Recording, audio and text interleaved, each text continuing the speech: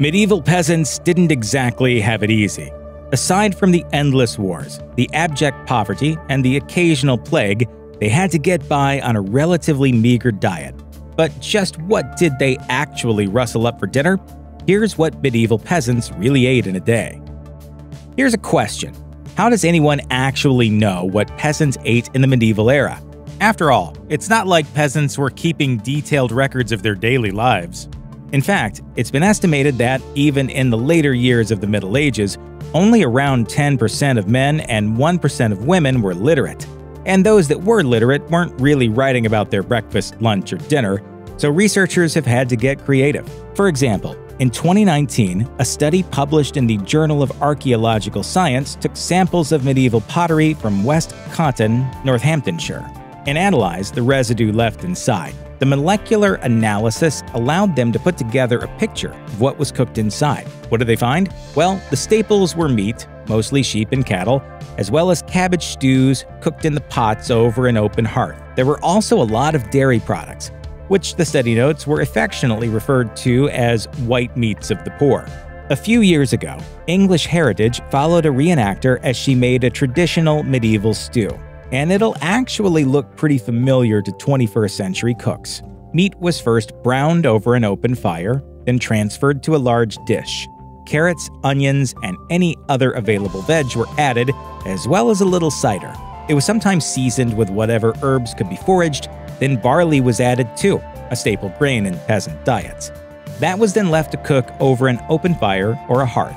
Doesn't sound so awful, does it? It's important to know that there wasn't just one kind of peasant. For example, while many lived in small villages or on farms, as you might expect, others lived in large cities. And according to Radford University anthropology professor Cassidy Yoder, where you lived made a huge difference when it came to what you were eating.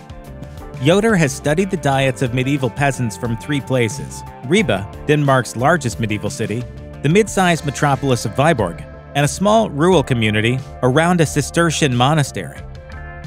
Interestingly, her findings showed that the people with the most varied diet were those who lived near the rural monastery. They didn't have much in the way of meat, but they did eat a variety of cereal grains and vegetables. On the other hand, the peasants of Ribe and Viborg had a more narrow range of foods, but their diets were much higher in meat and protein, mainly a lot of fish, pigs, and cows. Butter has been around for a long time. Well, over 4,000 years, in fact. Take Ireland, a country still known for its butter. Before refrigeration, the ancient Irish had a massive dairy industry and stored butter in containers buried in bogs. Surviving samples have been found dating back to 1700 BC and can even still be edible if you're brave enough.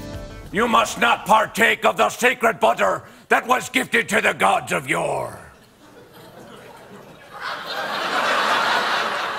Fast forward to the Middle Ages, and butter was still extremely important to every social class. While it was a treat for some, it was a necessity for others, as it helped stave off malnutrition.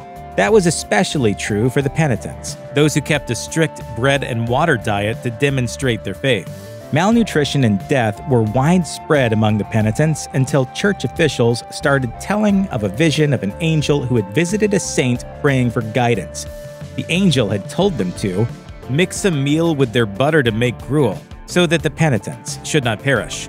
Bottom line, the nobility loved it because of the taste, and the peasants loved it because it was a cheap, widely available source of nutrition. One of the most commonly held assertions about the medieval era is that people tended to drink a lot of beer, because it was safer than drinking the water.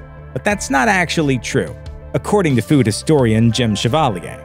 Chevalier did his own deep dive into the claim and found that not much of it stands up to scrutiny.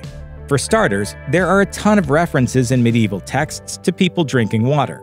They range from one writer's description of water in Italy as clear, without odor, and cold, to excerpts like ones from Gregory of Tours, who wrote in the 6th century about a man arriving in his village and asking for some water. Gregory also writes about hermits drinking from streams and says that water was far from feared. Instead, it was more often linked with holy figures and miraculous cures, and some texts from the 14th century even recommended drinking only water.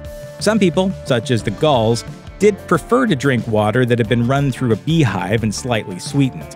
The medical authorities of the medieval era also issued some warnings about water, but they tended to advise that people not drink water that looks unsafe or unhealthy, which seems obvious, but is also solid advice. If it was cold, clear, and didn't have a funky smell, then it was absolutely fine to drink. Unsurprisingly, peasants in the medieval era didn't have quite the variety of drinks we had today. That said, they weren't actually too bad off. At the very least, they had more available than beer, water, and wine. Mead was popular in some areas, and there's also the occasional mention of fruit juices in contemporary sources. Apples were commonly used in ciders, which were sometimes alcoholic and sometimes not, and could occasionally be flavored with various types of berries. More surprisingly, medieval Franks were also drinking vermouth, as the art of making wine from wormwood had been passed down from Rome. Tonics were also common, especially among monks, as perfectly common natural ingredients could be easily infused into the water. There was also the occasional mention of hot drinks, which were often medicinal and could range from anything like warm goat's milk to teas made from barley, chamomile, and lavender. Life in the medieval era was invariably difficult, and sometimes tough times called for drastic measures.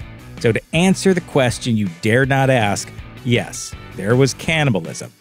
There's a lot about medieval cannibalism we don't know, but there are plenty of references scattered through old texts that imply peasants resorted to cannibalism in times of extreme hardship, such as during famines. For instance, there's one report that English markets in the 11th century had human flesh for sale. Did they really? Honestly, it's hard to tell, but we do know that cannibalism during the Crusades was reported in multiple independent sources, giving at least that one some greater credence. Even at the time, people weren't generally thrilled with the idea that folks might be partaking in human flesh. Still, medieval history is dotted with stories of desperation. In 1594, those under siege in Paris resorted to making bread from the bones of their dead, and during the European famines of the early 14th century, there were numerous reports of cannibalism. It has even been suggested that those particular instances inspired the brothers Grimm to write the tale of Hansel and Gretel 500 years later. Deer farming in medieval England was a pretty huge deal. Deer parks were sustainably managed sections of wilderness that supported massive herds of not only deer but other wildlife too. These vast parks were managed by the upper classes, who were legally the only ones who could hunt there. And they did. Indeed, deer was an important source of meat, and it wasn't just a matter of hunting the deer that happened to be on your land. It was an entire industry, and had a lot in common with sheep or cattle farming. That said, venison was supposed to be reserved for that same upper class and their guests. Anyone who broke that law could find themselves quickly repressed. Ah, now we see the violence inherent in the system. Shut up! Oh, come and see the violence inherent in the system! Help, help, I'm being repressed! But that doesn't mean the rules actually stopped people from eating deer themselves. Evidence of poaching has certainly been uncovered, like the cesspit uncovered in northern England in 2008. Excavation of this pit uncovered more than 100 bones, all belonging to fallow deer and dating back to the 15th century. Given the size, they were mostly young animals, which meant they were killed outside of the accepted winter hunting season. Given the lack of meat bones and the presence of more bones like the legs, archaeologists came to the conclusion that it was the work of peasants, who had poached the deer, taken the meatiest parts, and buried the evidence in hopes of avoiding the law. Bloody peasant! Oh, what a giveaway. Did you hear that? Did you hear that, eh? That's what I'm on about. Did you see him repressing me? You saw it, didn't you? Luckily, it wasn't all doom and gloom for people in the medieval era, and there was one bright spot in the year. And medieval people didn't just celebrate Christmas either. They celebrated all 12 days between Christmas and Epiphany. During that time, there was usually at least one big Christmas feast, even for the peasants. While they weren't dining on the meat and sweet treats the upper class had, it was still a time to enjoy things that were otherwise in short supply through the winter months. Those typically included foods like salted fish, dried apples, and vegetables such as peas and beans, and meats like bacon and sausage. Depending on where you lived and how amenable your lord was, this was also a time that peasants got a genuine taste of the high life. Leftovers from the manor hall feast were often distributed among the poor, giving them a taste of exotic dishes like peacock, swan, and desserts that had been made with a very rare ingredient indeed: sugar. As historic royal palaces tells us, there's a popular belief that during the medieval era, spices were often used to mask the smell and taste of rotten meat. Makes sense, right? But it's not true. See, there's one big flaw in that tale.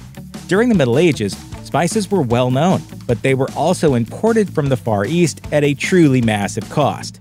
This means only the very rich could afford them, and not only were the wealthy not eating rotten meat, but they wouldn't have wasted spices on them if they had.